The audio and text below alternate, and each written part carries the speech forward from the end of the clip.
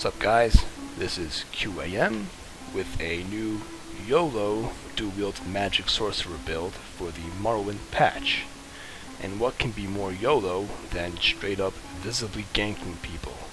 So, with that said, let's jump right into the build. This build is going to be focusing on your Overload ultimate. So, the best 5-piece to use to amplify your Overload damage is 5-piece Elegance. So we're running this on the jewelry. If you do not have gold jewelry, purple works fine. 3 jewelry, 2 body pieces. Then we're complementing that with 5-piece spinners. So 5-piece spinners is still a good set this patch because the heavy armor meta never really went away. And even against light and medium armor people, most players will be using some form of armor buff, so the penetration really helps there. Then we're running 2 max magic monster sets.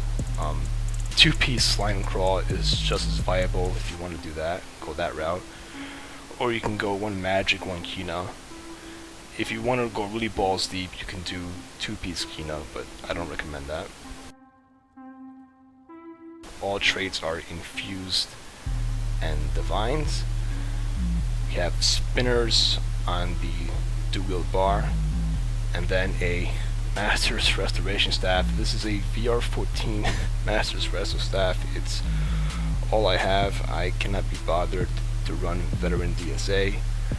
This staff was from 2 years ago when Master's Staff used to drop in the end of campaign rewards back in 1.5 and prior. But ideally you want a VR16 Master Staff, either infused for more magic or defending. And this is what the stats look like. Unbuffed, we are running the Thief Stone for more spell crit. You can also run the Shadow Stone for bigger crits. I use both Moonstones at will, they're both very good. So this is very preference based. We're sitting at 49k magic, 15k health. This is in PvE. In PvP you'll have 20k health, 10k stam. This is all unbuffed stats, 2.5k spell damage, 1200, almost 1300 magic regen. Let's buff up real quick.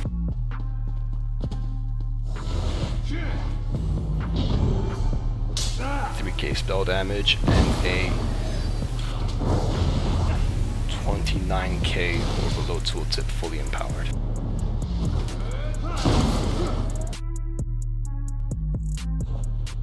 We are running the Witch Mother's Food for magic and Magicka recovery. So now let's go through the skills. So right off the bat, it should be obvious. The main ultimate and the main way you're going to be killing things efficiently is Overload. You want the Power Overload morph because this one does more damage. Both attacks deal 6% additional damage. The other morph is okay. You don't get that 6% damage bonus, but you get like 1000 or so magic every hit, which is nice for sustain. But you know, I guess it's kind of preference based, but I highly recommend just going all out. Running Bound Aegis on both bars for magic stacking to get the biggest hits possible. Curse, frags, typical Sorc stuff. Entropy, this is your major sorcery and empowerment. You want to try and always empower either your frags or your overloads depending on the situation. Inner Light, we're stacking the Bound Aegis for more Magicka, and it also gives you more spell crit. Then your Resto Staff bars, your Shield Stack, Streak, and then you can run Resto Ult is really nice for situations where you need it. I've also run Storm Astral Knockback bar sometimes. Negate I use and keep defenses and stuff like that. I've also had some success, rather troll success, running Barrier. I've been able to tank groups of people with this. It's handy. And it also gives you magic regen on your wrestle staff bar. But mainly, your main ultimate is going to be Overload. On your Overload bar, it's just, you know, your Hardened Ward. You need this on your Overload bar to stay alive when you're being pressured. Frags for the CC, and then Fury to execute people. Yeah. Another alternative to this, if you do not want to go all out, you can replace Bound Aegis on your front bar with Mines, and then on your back bar with Dark Conversion for some extra sustain, and then on your Overload bar you replace Bound Aegis with Harness Magic.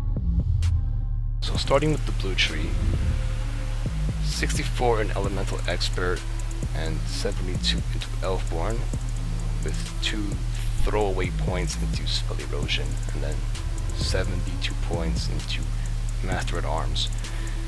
Master at Arms and Elemental Expert is what's double dipping and making your Overload hit as hard as possible, and then of course Elfborn for the maximum crit damage. Green tree, we are running 72 points into both Tumbling and Warlord. These two are necessary. Anything lower, I have found that I've had a lot of issues CC breaking stuff, so I found that this is the sweet point.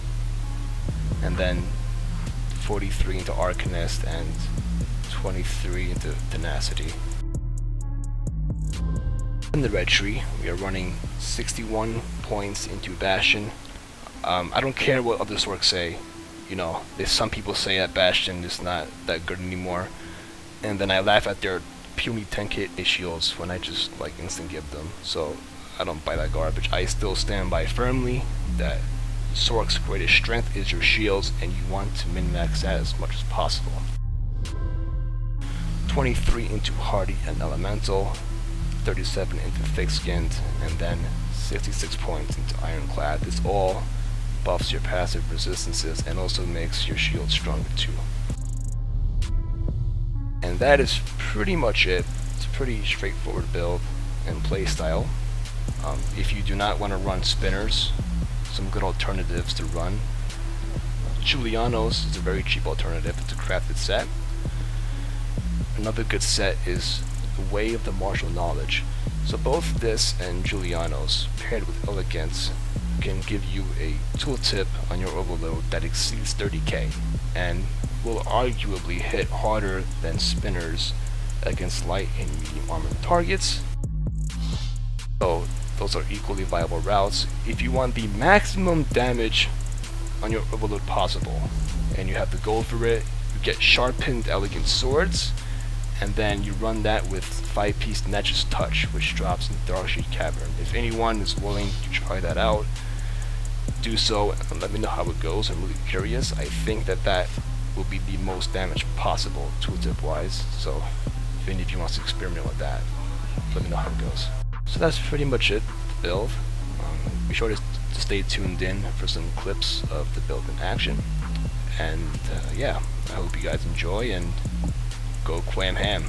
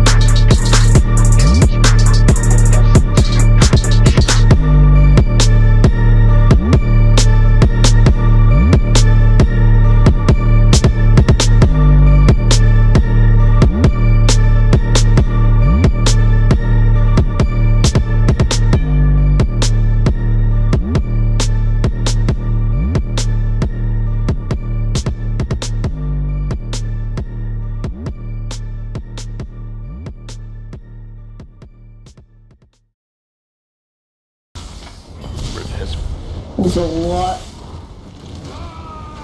Get the sword. She's almost down.